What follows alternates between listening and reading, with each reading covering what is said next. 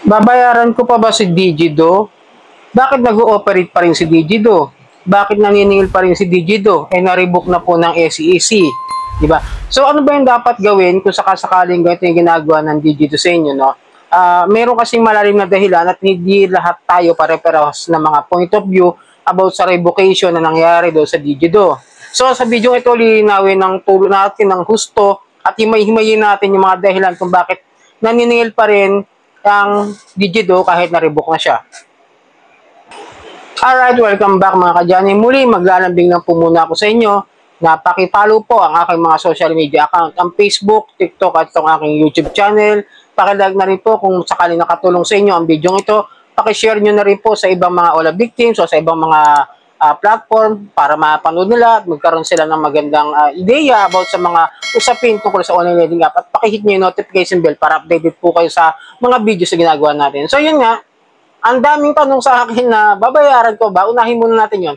Babayaran ko pa ba yung Digido dahil na-revoke na? Well, in the years past na sa panonood ko at sa pag-research, no, hindi ko na mahanap yung mga videos ng ilan na kung saan i-explain doon sa isang interview na kailangan pa rin bayaran yung remaining na utang bago sila na-revoke. Okay?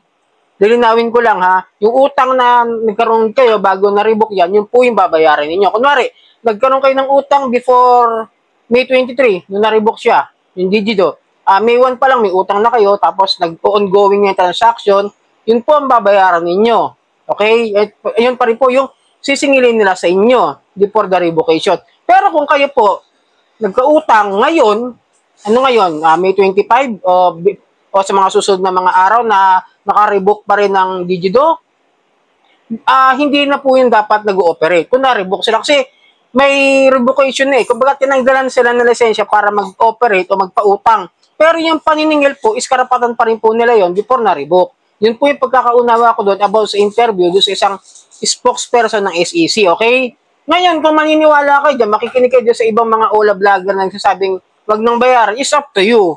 Kasi ako, sabi ko naman sa inyo, the golden rule ko at general rule, utang ay utang. Di ba? Dapat bayaran. Ngayon, nagamit natin yung pera eh. Wag nating samantalahin na porket na-revoke yung OLA. Ngayon, sasamantalahin utangan ng utangan para lamangan din. Wala na kayong pinagkaibahan dyan. I-advise ko na siya, wala kayong pinagkaiba dyan sa mga OLA na nang lalamang ng kapwa. Pares na kayo. Wala akong itutulak kabigin sa inyo. Kung kayo man magiging OLA partner, wala po akong pakialam sa inyo. Ang tinutulungan lang natin, pinapaintindi ko po rito ay para sa mga biktima ng OLA na naabuso at nagkaroon ng hindi magandang hindi magandang experience sa kanila. So, yun nga po, kailangan pa rin na singilin yon. Pero kung kayo ngayon ay mangungutang, ay bawal na po sa kanila yun. Yun ang pagkakaintindi ko. Kasi na-revoke siya hindi po dahil sa complaint about sa taas ng interest, hindi dahil sa unfair declaration practices na reklamo. Walang ganun eh. Na-revoke sila dahil sa ginawa nilang paglabag doon sa pag-extend ng mga branches sa Cavite as the news update doon sa ABS-CBN. Sabi, nagtayo sila ng 4 na branch na kung saan nasabi lang ay hindi naman sila humingi ng certificate of authority para makapag-operate. Ibig sabihin, basta lang sila nagtayo, hindi sila nagpaalam sa SEC na magagawa sila ng mga ganong branches, extensions, or something doon sa mga branches nila. Okay?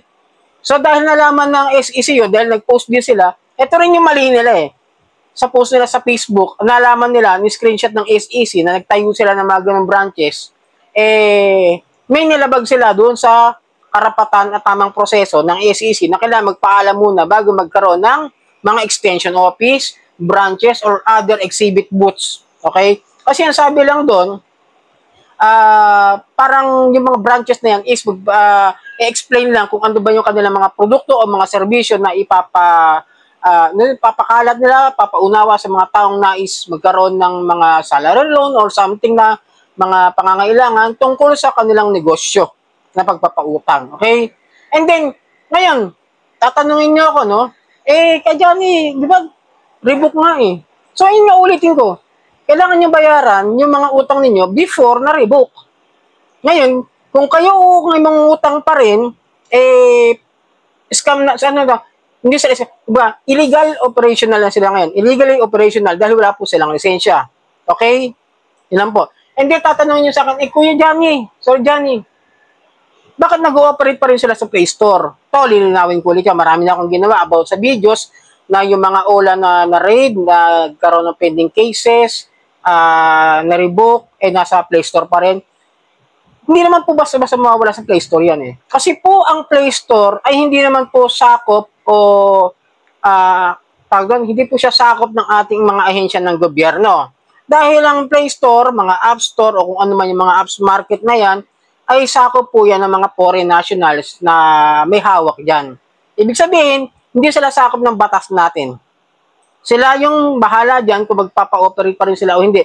Ang tangi at pwedeng gawin lamang dyan para mawala sa Play Store ay magbigay ng letter o sumulat yung SEC, mag-report doon sa Play Store, doon sa Apps Market, sa App Store, something like kung saan sila nag-ooperate at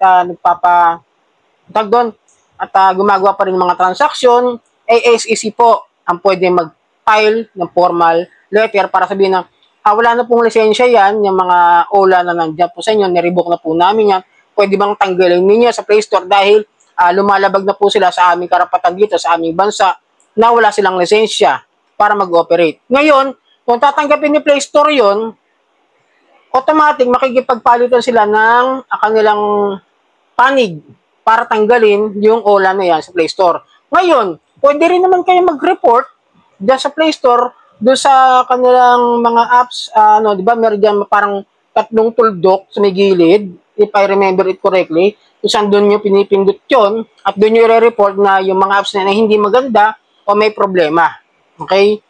The inappropriate things yata, something like that. Medyo nakalimutan ko. Ipakita ko sa inyo sa susunod na mga video kung paano i-report sa Play Store yung mga OLA na gusto nyo i-reklamo kung hindi nyo kaya mag-report sa SEC.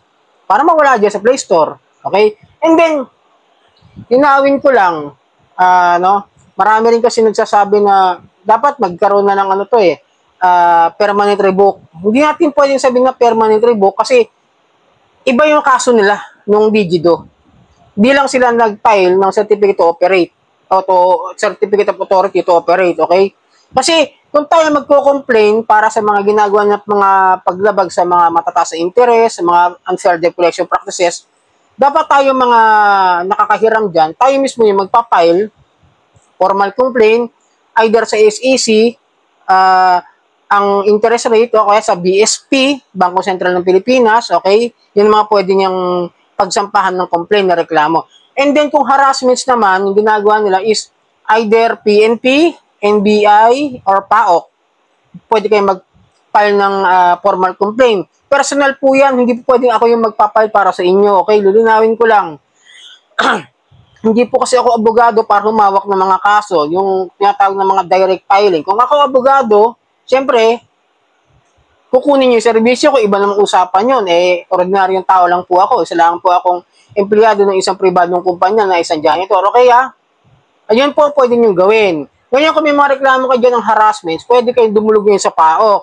At lalo na kung dito kay Digido, kung meron kayong nararanasan na harassment sa kanila, ngayong revoke sila, mas mabuting dun kayo mag-file ng formal complaint. Sa Martes, pupunta ako sa PAOK, meron na kayo reklamong isang OLA na ito nga, sinasabi ko sa inyo, tutuluyan ko na, pupunta ako dyan sa PAOK by Tuesday. So yun, sana maliwanagan kayo kung bakit sila nag-ooperate. Hindi po kasi sakop ng bansa o ng batas natin ng Play Store.